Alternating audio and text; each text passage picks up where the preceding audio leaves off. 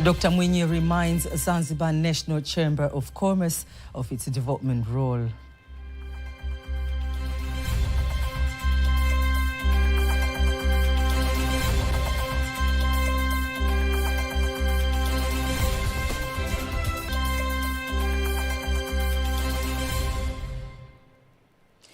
Good evening, I am Kanki Mwegomole. You can also follow us live via our YouTube channel, TBConline, and also get all the latest news through our Instagram, Facebook and X pages at TBConline.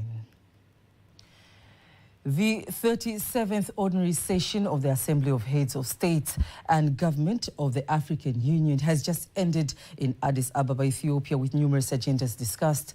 Among the agendas discussed during the summit are climate change, economy, education, politics, peace, integration, and development.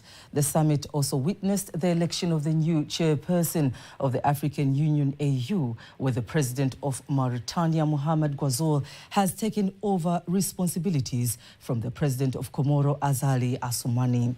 Tanzania has been re-elected as a member of the African Union Peace and Security Council with a 2-year mandate effective from April the 1st, 2024.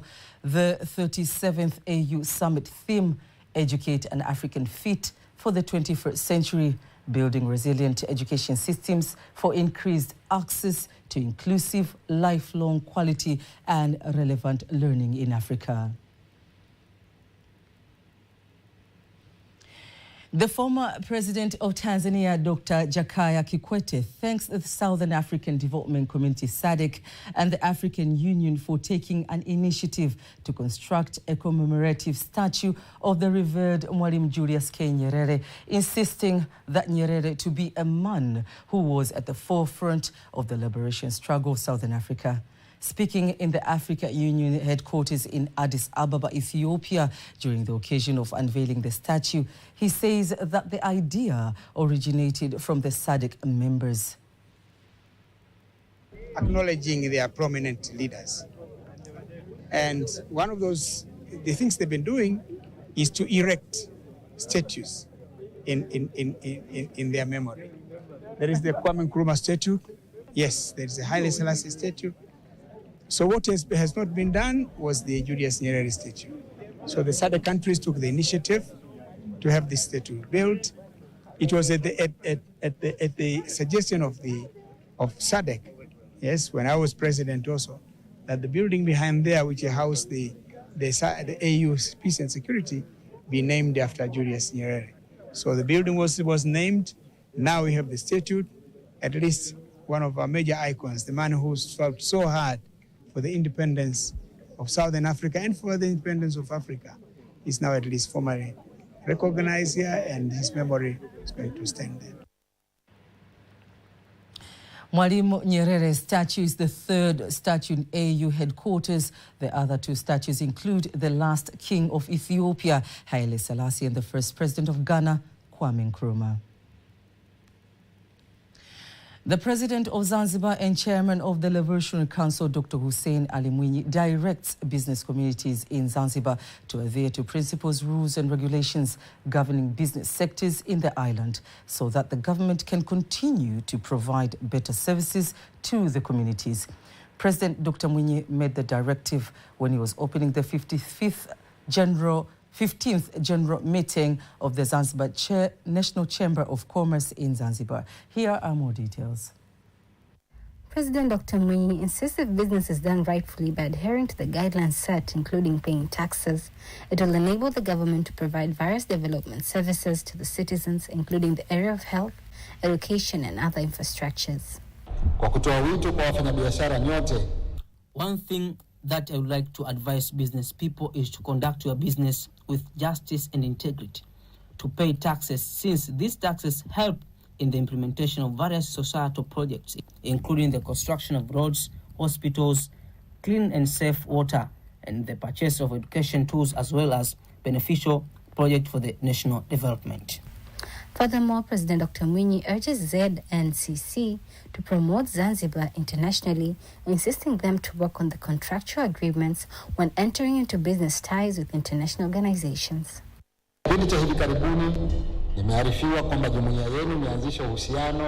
Just recent business community has formed relations with chambers of commerce of various countries, including United Arab Emirates, India, Oman, America, France, as well as other countries across the world.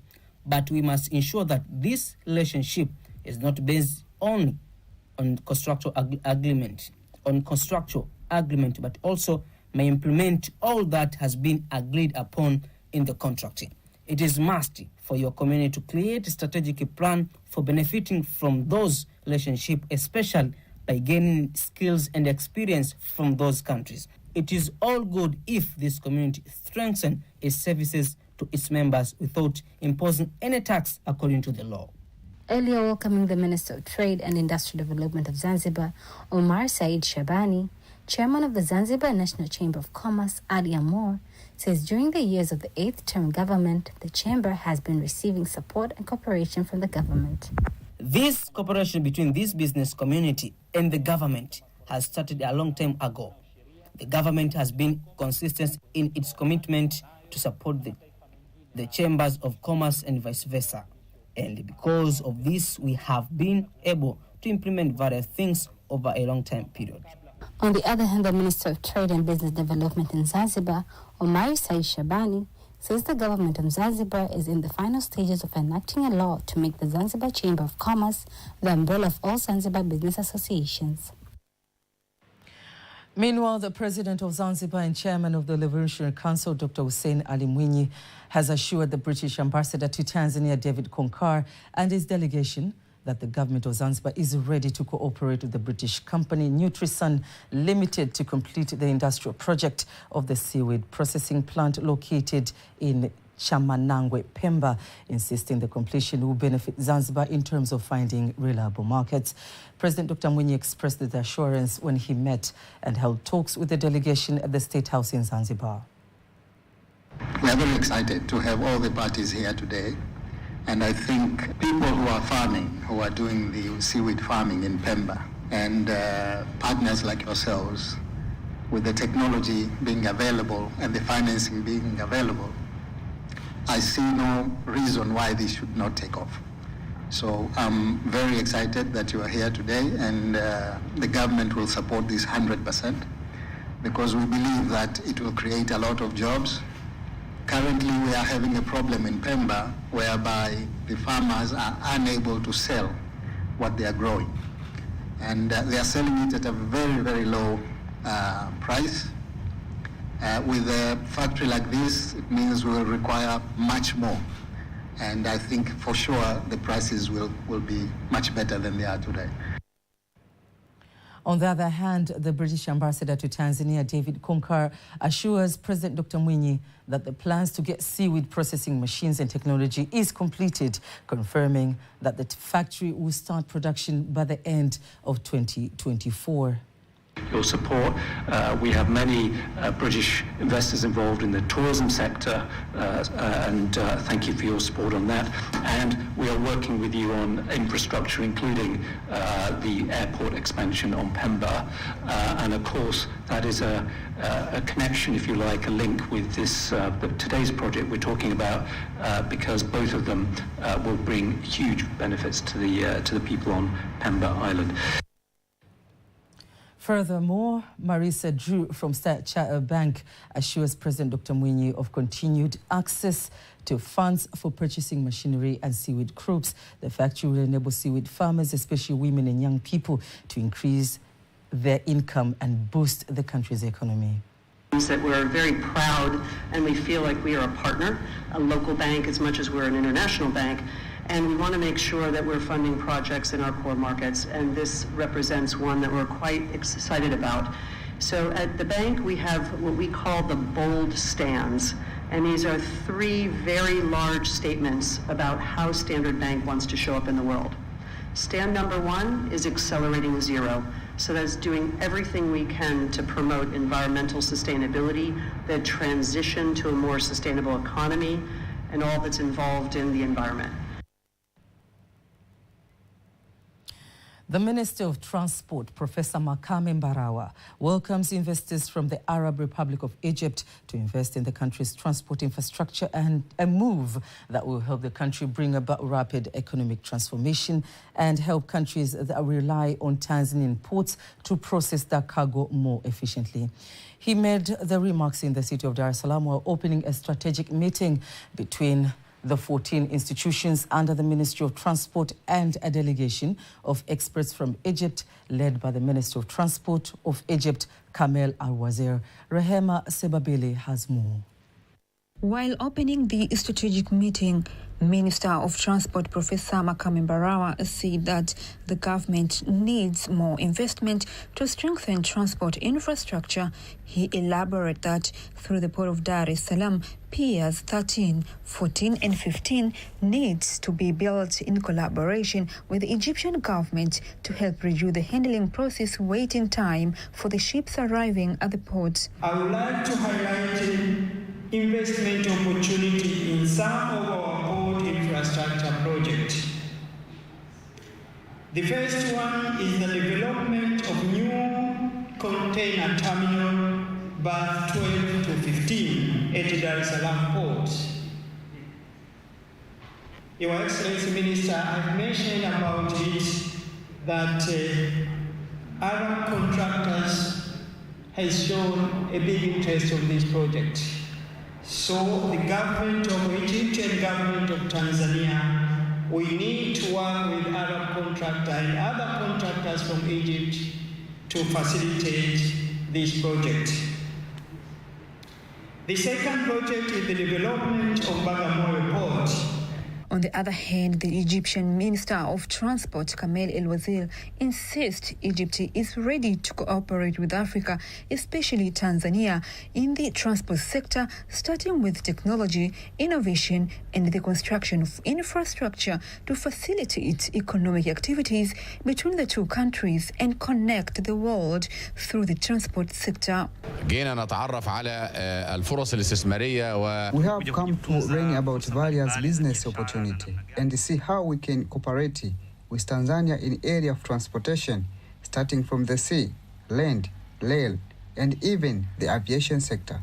Other areas of investment in the transport infrastructure that have been identified includes investment in the construction of oil and loading pier at the Port of Tanga, the construction of cargo pier in the Port of Mtwara, and the construction of railway that will start from Kaliua Mpanda to the Port of Karema, and the construction of Mtwara Railway to Bamba Bay. Reporting from Dar es Salaam, Rehema Sebabili, TBC News. The Chief Court Administrator of Judiciary of Tanzania, Professor Elisante Ole Gabriel, says that the financial loan of more than 200 billion shillings that has been issued by the World Bank will boost the improvement process of the court infrastructure and the construction of integrated justice centers that will improve justice delivery efficiency in 9 regions in the country. Professor Gabriel made the remarks during a session to discuss the implementation of various projects for the construction of integrated justice centers, which target to reduce court case congestion and simplifying services for citizens in various areas in the country. Our expectation is to have integrated faculties in all our institutes. The accomplishment about this project is that the integrated faculty will also be constructed in Pemba, Zanzibar. When you speak about the government of the United Republic of Tanzania, Zanzibar cannot be left behind. Senior economist from the World Bank, Benjamin Mtesiwa, says that they are satisfied with the implementation of the project. He will just go to the next floor, which is not contented with the district court, and then to the next floor, high court. All these judicial processes will be done in just one building. The record shows that this is among the projects which is very successful, and we, the World Bank, are pleased with the enforcement of this project. The digital training skills that will be provided for 7 weeks to court officials on digital application in court process will enable the courts in the country to provide the timely and improved services that meet the needs of the public. Emmanuel Samuel has more details.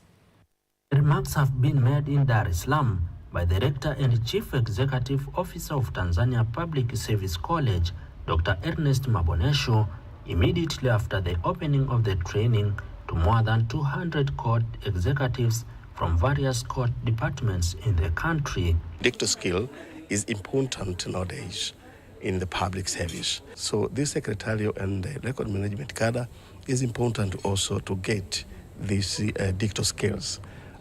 Because they are serving the public, and serving the public in this era, dictator skills is necessary and is important. It cannot be avoided. We are making reforms in the public service, but this reform has come by itself, that there's no one can escape from this particular reform. Furthermore, Dr. Mabonesho has urged the other public institutions to provide similar opportunities to the executives in order to adapt to the changes in the digital world, while the representative of the Institute of Judicial Administration, Shoto Ija, said that the training has come at the right time when the court continues to incorporate IT systems. And it is my hope also that starting from this judicial plan or judicial intent to teach or to train its employees, also it is my hope that the government or the other sectors in the government should think of doing the same. Facilitators of the training say that they are ready to provide the training in a professional manner, while the expected beneficiaries thanking the judiciary for organizing the training. After the end of this training, we expect it to enhance the capacity of these staffs, especially on using digital facilities. As we know, the whole world now is moving towards digitalization. It is very important and it's very significant because I'll be an ambassador once I'll be back in my, working place to impart such knowledge to those people who are not here, even to educate the masses, which means our clients. More than 2 billion shillings is expected to be used for the training to more than 1,800 court officials in the country. Emmanuel Samuel, TBC News. The chairman of the Parliamentary Standing Committee for Governance, Constitutional and Legal Affairs, Dr. Joseph Muhagama, says his committee is satisfied with the investment done by Al-Swedi Industry located in Kigamboni, Dar es Salaam, and the investment done at the East Africa Commercial and Logistical Center. He expressed the satisfaction during the committee's visit to inspect various investment projects in the country, reiterating that the efforts done by the Tanzania Investment Center, TIC, is yielding results by enhancing investment opportunities. It has opened doors to new investments coming from abroad, but also it has provided access to markets outside Tanzania. We believe these investments, like the two we have seen today, and several others that we will be seeing tomorrow and the day after, and other investments that we are not able to see, are providing avenue for our country to grow economically, to solve the problem of employment, but also the balance of trade. On the other hand, the Minister of State, President's Office, Planning and Investment, Professor Kitila Mkumbo, says $110 million have been invested in the East Africa Commercial and Logistics Center, and the Al-Swedi industry provides employment to 240 Tanzanians, while the target is to employ 400 Tanzanians. We expect this to be a trading hub and a logistic hub within the East African region. The purpose to ensure that at the moment as we speak, 36%, we are talking about a third of all imports in this country are coming from China. Now, this particular center will facilitate our business people. Instead of going to China, they will actually be collecting items from here. But also, this center is going to serve as a logistic hub, not just for Tanzania, but for the East African region. Don't miss TBC News every weekday to know all the latest in exchange rates.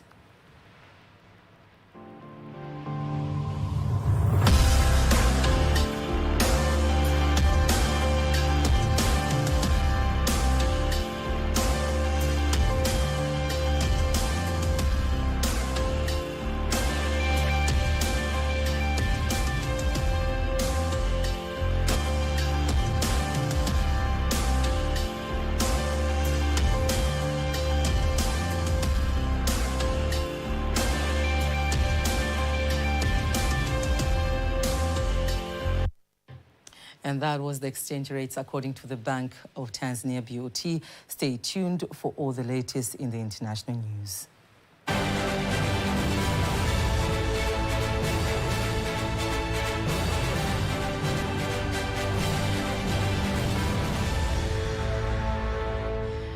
And here's the international news as compiled and read to you by Nyambona Masamba.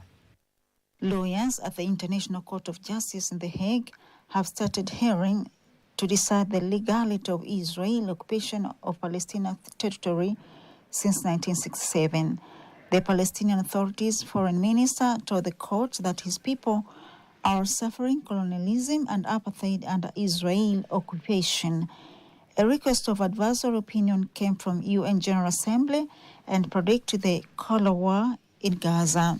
A Palestinian delegation says it hopes the court's opinion will have to achieve a two-state solution.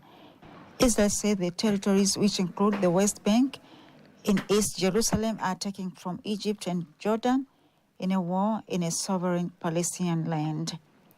To Latin America, tens of thousands of protesters have held a protest in Mexico City main square against proposed changes out the board that organizes elections. The opposition accuses President Andrés Manuel Obrador of trying to undermine a national electoral institute ahead of polls in June. He has been critical with the institute, which is autonomous, non-partisan organization, saying it is biased and it has a history of collusion and fraud. To Europe, hundreds of farmers have driven their tractors to the center of the Czech capital Prague to protest against the new EU agriculture policies. Tractors have been parked in protest outside the Czech Agriculture Ministry. Farmers are demanding the government in support of the EU Green Deal. And that was the international news with Nyambona Masamba. We'll be right back after a short break with the sports news.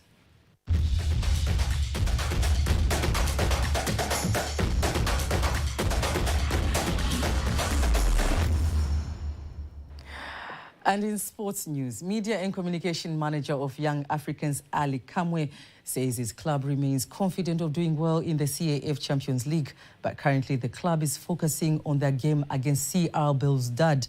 He insists that Yanga is comprised of top talented players, acknowledging the extra advantage of the home fans. Na sisi Yanga, kama nilivyowaambia mwanzoni, sio timu ya kupenda malalamiko. Yanga is not a complaint team, but a football team, and we want to show our capacity in the field. We have told the CAF that we are ready for the game. Officially, the Young Africans Yanga has today launched a campaign targeting to motivate fans towards February the 24th in their game against CR Belouizdad, which will be played at the Benjamin Mkapa Stadium.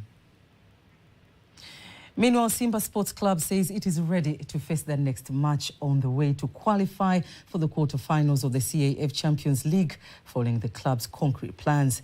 Speaking to Tbcnews, the media and communication manager Ahmed Ali insists preparations to face ASEC Mimosa have been completed and Simba will start its journey tomorrow, February the 20th, to face ASEC Mimosa with all its strength in 90 minutes, while the former club leaders assert that unity and togetherness are the keys to success. Kila mtu akishinda mchezo wake yote miwili ambayo imesalia, manake ni kwamba sisi tutakuwa na alama 11. If everyone win remain game, we'll have 11 points to 10 points. So we need to win our games, and we have good technical bench and also good player who can give us result we need. We are the great team, so we needed to support the players, but also our leaders from now on. Simba needs to win tomorrow's match to place itself a better position to qualify for the quarter-finals. And that is sports news. It's now time for the weather forecast. Hello and welcome again to the next 24 hours forecast, starting tonight at 9 p.m. From Tanzania Meteorological Authority, my name is Ramadan Omar. Rainfall models are showing signal of rainfall over some areas of our country, especially over northeastern highlands, central toward southern part of our country. And tonight, areas along Lake Victoria Basin, central, west, Southwestern Highland, Morogoro, Ruvuma, and the Southern Coast are expected to feature partly cloudy condition, thunder showers over a few areas. While over Northeastern Highland and Northern Coast, we are expecting to feature partly cloudy condition or rain showers over a few areas. And tomorrow, areas along Lake Victoria Basin, Central, West, Southwestern Highland, Morogoro, Ruvuma, and the Southern Coast are expected to feature partly cloudy condition, thunder showers over a few areas and sun periods. While over Northeastern Highland and Northern Coast, we are expecting to feature partly cloudy condition, rain showers over a few areas and sun periods. And now, let's have a look on the next forecast over some regions of our country.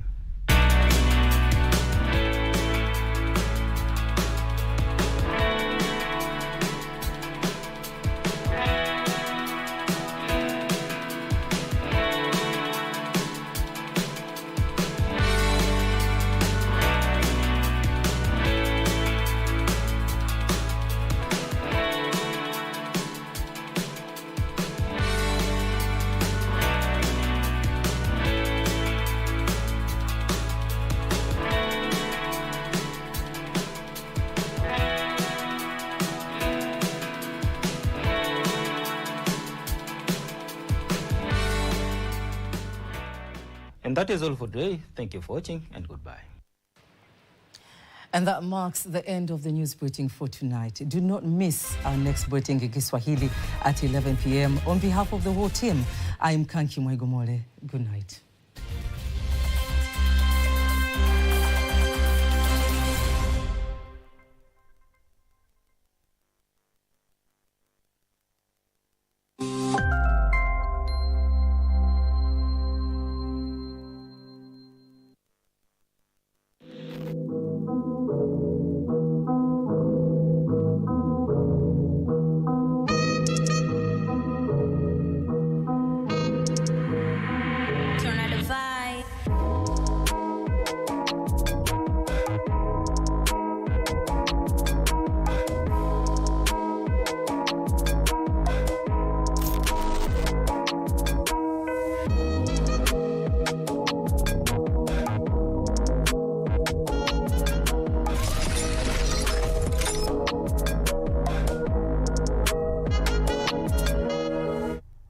Mambo vipi mtazamaji wa TBC1? Karibu katika kipindi cha Nondo za Kijiweni. Katika kipindi hiki tunafika katika maeneo mbalimbali ambapo jamii inakusanyika. Nia na madhumuni ni kutaka kufahamu wao wanajua nini kuhusiana na masuala mbalimbali ambayo yanaendelea katika jamii. Na leo nipo katika eneo la Tabata. Kitu hasa kilichonileta hapa ni kutaka kujua kuhusiana na kati ya mjini na kijijini. Ni wapi rahisi zaidi kufanikiwa katika michakato mbalimbali ya maisha. Kwa hiyo twende tukawasikilize.